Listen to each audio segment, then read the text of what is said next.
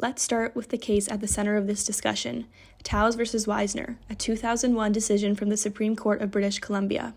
It's a significant case about medical consent and tort law involving a child who was vaccinated without her parents' permission. The facts are straightforward but critical. The plaintiff, Georgia Towes, was an 11-year-old grade 6 student at Fort Langley Elementary School in British Columbia. On November 12, 1997, Georgia received a hepatitis V vaccination administered by nurse Nell Wisner, employed by the South Fraser Health Region. The vaccination program was part of a broader public health initiative to immunize grade 6 students against hepatitis B. On September 22, 1997, Wisner began the process by providing educational materials and distributing consent forms for parents to sign and return. The consent form explicitly required written authorization from a parent or legal guardian with the statement, "This consent is valid for 2 years unless canceled in writing." Here's where the issue arose. Neither of Georgia's parents, Marnie or Isaac Towes, signed the consent form.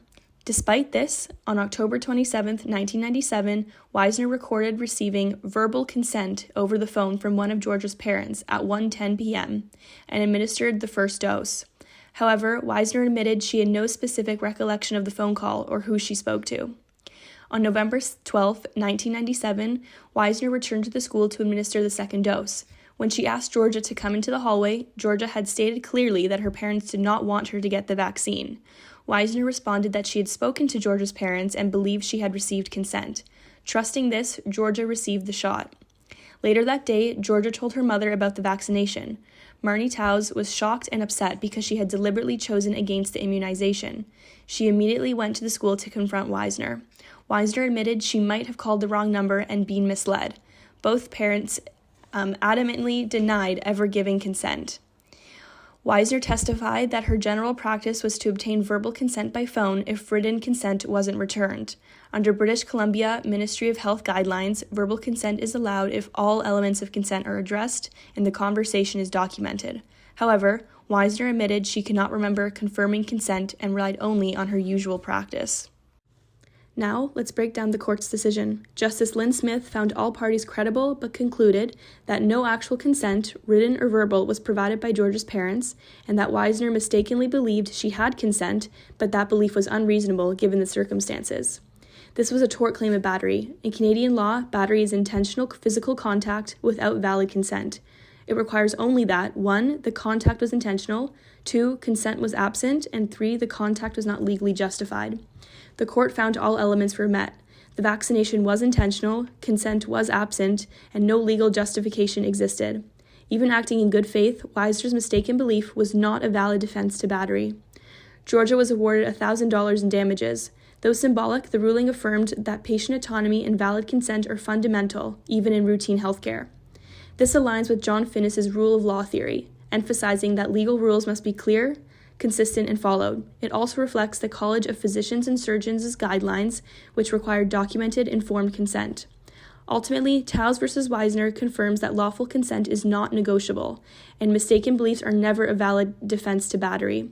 This case highlights how even minor oversights can become serious violations of bodily autonomy, a core principle of Canadian healthcare law. Let's talk about how Towes v. Wisner impacts you, whether you're a patient, a parent, or a healthcare provider navigating the healthcare system. This case is about how you engage with that system, how your rights are protected, and how they can be compromised. The most important takeaway about informed consent, and how this case shapes your interaction with healthcare providers. In Canada, your right to make medical decisions about your body is protected by Section 7 of the Canadian Charter of Rights and Freedoms, which guarantees the right to life, liberty, and security of the person. For you, that means you have the legal authority to consent to or refuse treatment. And if you're a parent, it means you have the right to make those decisions for your child. But this case shows how easily your engagement with the healthcare system can go wrong. It proves that even routine interactions, like school vaccinations, require clear, informed, and properly documented consent. If you're a patient or a parent, that's a critical lesson. Your consent must be explicitly given and properly recorded. Under the Healthcare Consent Act, which governs healthcare interactions in Ontario, consent must be informed, voluntary, and provided by someone with legal capacity. This applies to every interaction you have with the healthcare system, whether it's a vaccination, surgery, or even something as simple as a diagnostic test. It's your right to be informed and to make decisions without pressure or assumptions. Towes versus Wisner highlights a common flaw in how healthcare systems engage with individuals. It shows how standardized processes designed for efficiency can override your rights. In large-scale programs like school immunizations, healthcare workers often rely on routines and assumptions, but when that efficiency replaces proper consent protocols, your rights can be ignored. For example, in this case, Georgia Towes clearly stated that her parents didn't want her to be vaccinated. Her voice was dismissed by a system that assumed consent based on a vague, unverified phone call.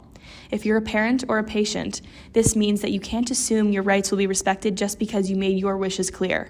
You need to ensure that your consent is properly documented and understood. This case also reinforces the importance of understanding your legal rights and knowing how to engage effectively within the healthcare system. Under the HCCA, children who demonstrate sufficient maturity under the mature minor doctrine can legally provide or refuse consent if they understand the nature and consequences of the decision. That means if you're a parent, you need to understand how your child's voice fits into the healthcare system. And if you're a minor, you need to know what that means and how your voice matters. This idea of patient autonomy was emphasized in other cases like Millett versus Shulman, where a patient's refusal of treatment was ignored, resulting in a successful battery claim.